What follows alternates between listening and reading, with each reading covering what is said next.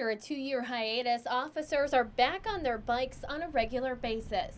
Overall, people love to see us out on the bikes.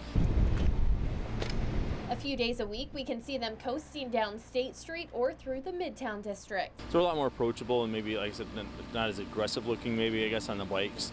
So we get a lot more waves, and I think people are just kind of more appreciative to see us on bikes. These bikes are just like any mountain bike that you and I would ride. There are no special lights or sirens on it, and officers say they actually like it like that. If someone's up to no good in a back alley or something, it's a lot easier for us to kind of, creep up on them or approach them on bikes.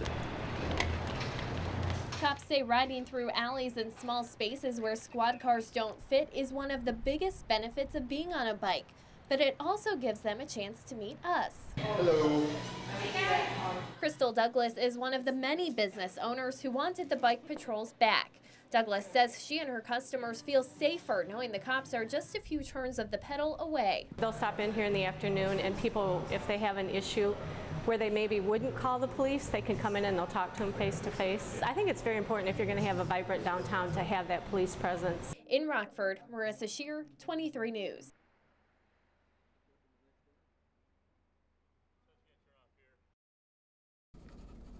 It all starts with a blank piece of paper and a pencil.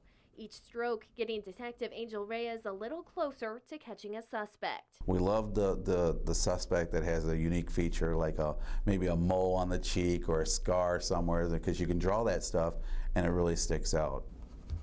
Detective Reyes has spent the last decade taking witness descriptions and putting them on paper. This is a tool, just like fingerprint, DNA, or anything like that. And many times the hours of sketching pays off. We turned around and we caught this guy shortly afterwards. But this is a dying art form and police tool.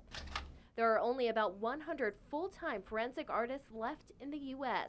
Instead of relying on forensic composites like this one, our local police departments instead rely on newer technology, like cell phone video and surveillance footage. So depending on the angle and the camera, it can capture a pretty good resemblance of not only what has happened, but the people that are involved. It's been more than 20 years since Rockford Police had a forensic artist on staff, most times just giving us a description of a suspect or surveillance video. That's the norm for most departments, but Detective Reyes says sometimes a picture is worth 1,000 words. It may help an officer or a citizen to recall, hey, I did see that person. I saw him the day before and he was hanging out here. In DeKalb, Marissa Lessner, 23 News.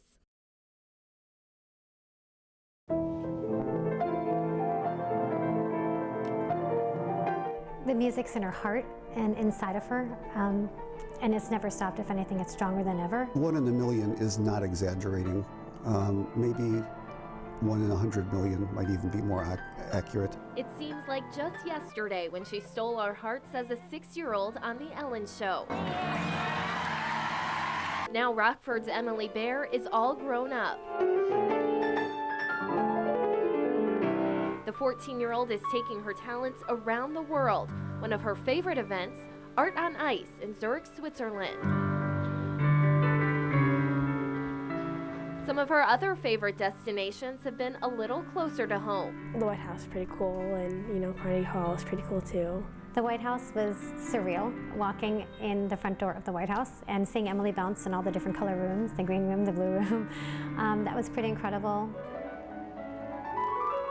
Whether it's on a stage in front of a sold-out crowd of thousands or just in her living room, Emily continues to amaze. Unlike other pianists who are a picture of concentration when they play, and they're concentrating on what they're playing, Emily will be playing and look around to the orchestra and smile at somebody and listen to what somebody's playing over to the side, and that's extraordinary. To see that, it's almost, wow, did you see that? Did you see what you just did? While she makes it look effortless, Emily logs countless hours striking the keys, making sure each note sounds perfect. It's like the super little details that are so minuscule, but when you put them all together, it creates a huge difference. I put in quite a few hours a day, but it's not just sitting at a piano and drilling. which makes it, you know, which keeps it fun for me. Emily is more than just a pianist. She's also composed her own songs, along with music for symphonies, commercials, and even films. I just love, you know, how people feel when they hear, you know, like a moving piece of music, or like when you're film scoring, how you can translate the emotion from the picture onto the music and the music onto the picture. Remember when you thought anything was possible? That background music is Emily's composition. She's been writing music as long as she's been playing, since she was just 3 years old.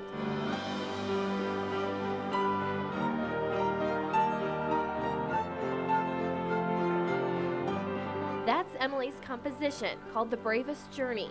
She performed it with the Rockford Symphony Orchestra in front of thousands of people, including former U.S. Secretary of State Colin Powell. She's released 6 CDs of original music, with the most recent produced by music legend Quincy Jones. I mean, it's definitely amazing. He's worked with everybody, and, you know, if there's anybody. Emily has a bright future ahead of her, with new opportunities constantly coming her way. I can't really predict anything. I mean, I know it's going to be something or somewhere in the music business.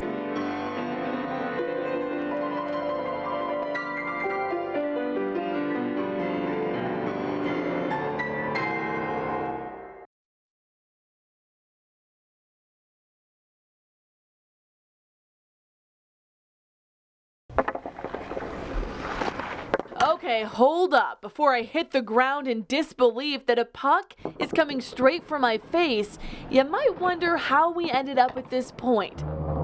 Here we go. It started last year when I thought I could beat the news team in the annual Ice Hogs Bowl-a-thon, landing me here in a hammy mascot suit, landing me on the ground. 2016, I was back for revenge, asking for a rematch, a failed rematch, where I in turn was forced to jump into a freezing lake with Mark, Andy, and Aaron. That was the first part of the bet. By now, you probably know the second. Leighton got called up today, and we only have Mac, so we're looking for a new backup. Are you interested? I have been dreaming about this moment my entire life. Yeah. I got this, right? Do I look like I know what I'm doing? No. What are these? Like shoelaces?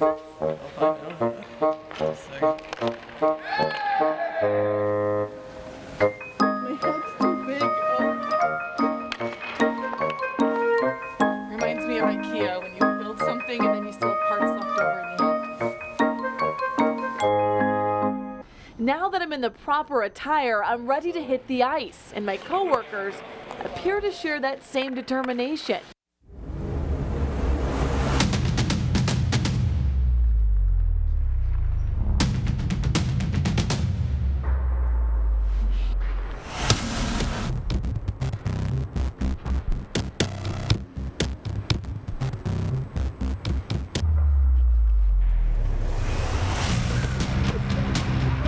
Okay, it wasn't quite like that. Still, I could feel the vengeance from the front of the net.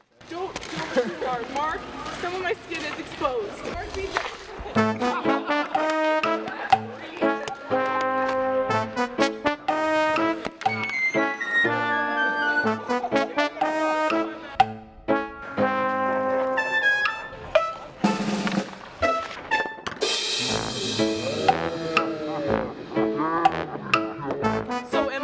great goalie or the greatest goalie? You're a good goalie, but there's one problem is you have the pads on the wrong